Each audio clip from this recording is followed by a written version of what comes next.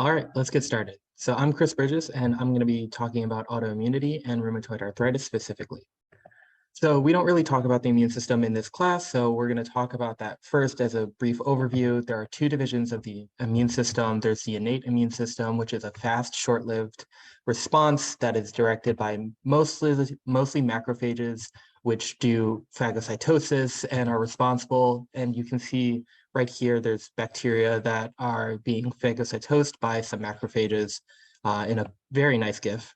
And then macrophages are also responsible for inflammatory cytokine production. So they're responsible for secreting proteins that are released into the periphery and produce or that trigger inflammation and inflammatory responses.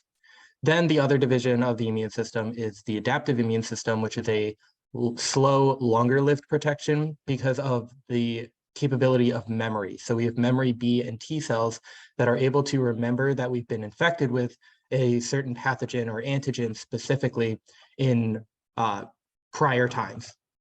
It's comprised of B cells and T cells. So B cells secrete antibodies and present antigens, while T cells recruit immune cells. They cause an increase in the overall immune response, and they also are acting as sort of like the bridge between the adaptive and the innate immune system. So when we get into pathology, we're going to talk about rheumatoid arthritis specifically. But first, I want to talk about osteoarthritis, because osteoarthritis is something that most people will commonly mix up with rheumatoid arthritis. Osteoarthritis is the most common form of arthritis, but it is not actually autoimmune.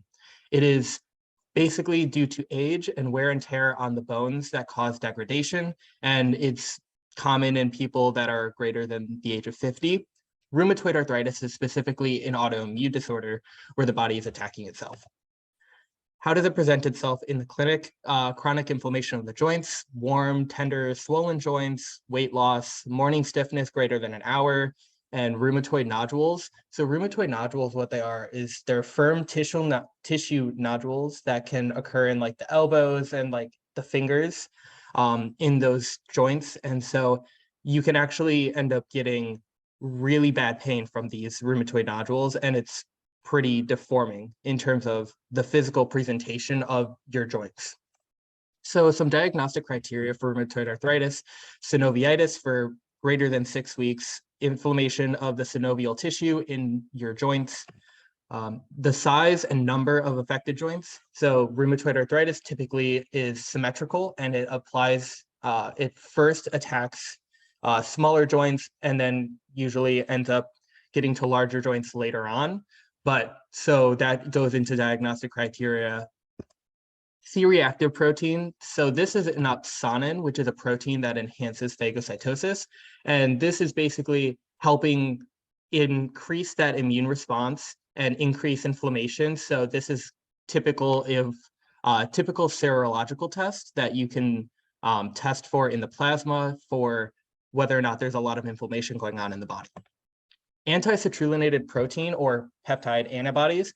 This is common in about 67% of cases of rheumatoid arthritis. This is essentially what happens in citrullination is it's a process of changing the amino acid arginine to the amino acid citrulline when in tissues like vermentin and type 2 collagen. Citrullination is induced often by environmental factors like cigarette smoke, certain microbes, and things like that. And so this, in combination with a genetic component of RA, the susceptibility gene, which is HLA-DR4, encodes for this anti-citrullonated peptide antibody, which then in the presence of citrullonated tissue can activate an immune response. And when the body doesn't actually recognize this change that occurred during citrullination.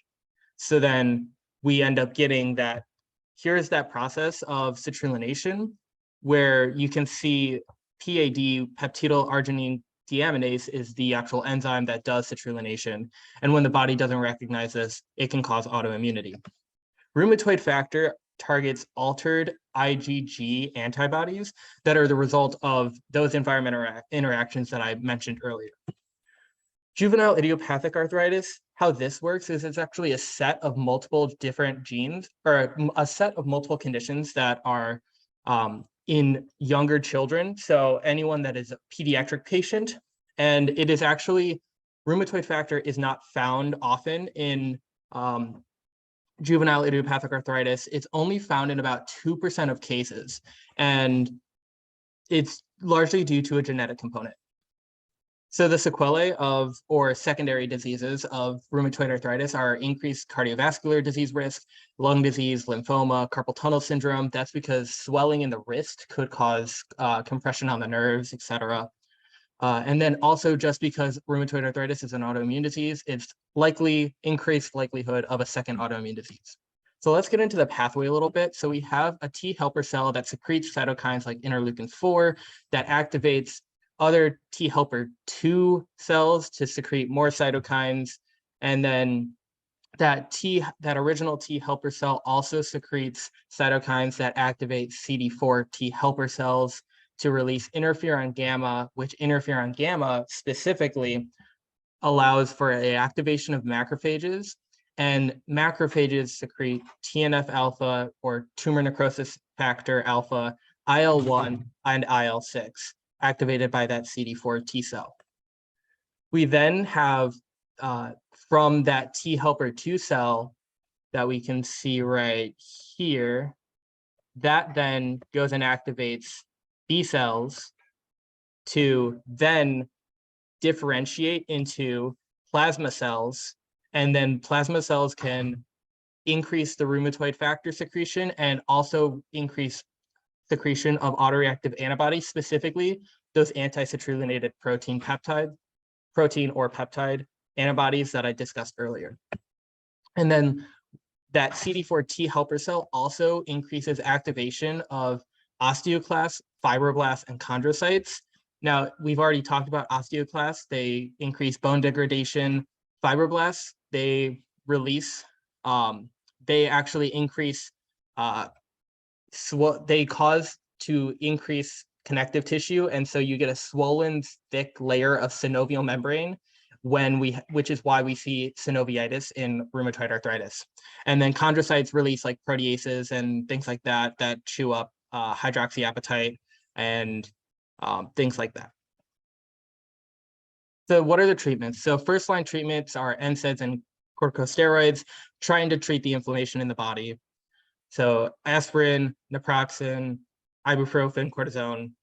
Those are typically due to treating flare-ups, which are essentially secondary, like surges of symptomatic disease that occur even when you are potentially not having symptoms. So you could have one day you wake up and you have a surge of symptoms, and you take you might get a cortisone shot, or you might just take some anti-inflammatory medications. Disease-modifying antiemetics, the main choice here is methotrexate, which is an immunosuppressant to try and treat the disease and like suppress the immune system from creating all of the inflammation. But hydroxychloroquine and sulfasalazine is also in that class and has been used for treatment before.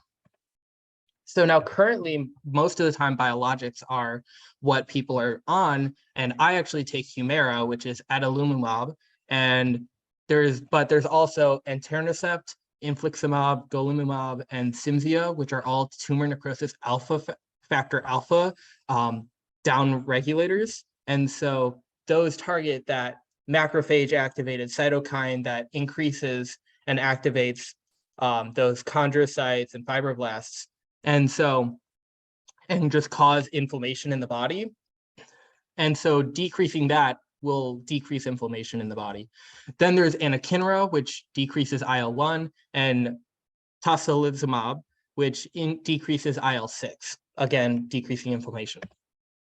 So what are the potential cures in current modern research? So a study done in 2021, so it showed that knockout rats with this 14-3-3 zeta protein showed early onset symptoms of very severe arthritis very early, but immunization with the protein 14-3-3Z decreased IL-1 levels and increased collagen production. And we can see here at the top right, this is the negative control where they injected with IF1. And then when they injected with the vaccination of this 1433 zeta protein, there was decreased joint inflammation and preserved bone function. And we can also see that preserved bone function here by looking at cortical bone, where we see this is a nice thick cortical bone, when with just the negative control, it's a much thinner. And then there is also preservation of trabecular bone here, where we can see there's a lot less here. So then we're also doing modern research on treatment. So there's DEN 181, which is a mixture of liposomes encapsulating collagen 2 and calcitriol. We have talked about that before. It's vitamin D. This was found to be a safe treatment plan in a phase 1 trial recently in 2019. And it basically increases naive T cell count and decreases plasma CRP levels. So decreasing the ability to do phagocytosis, decreasing inflammation in the body, and then increasing naive T cell count means you're going to increase the amount or decrease the amount of activated T cells, decrease the amount of released cytokines, decrease the amount of inflammation in the body. And that's my presentation on rheumatoid arthritis. Have a good day.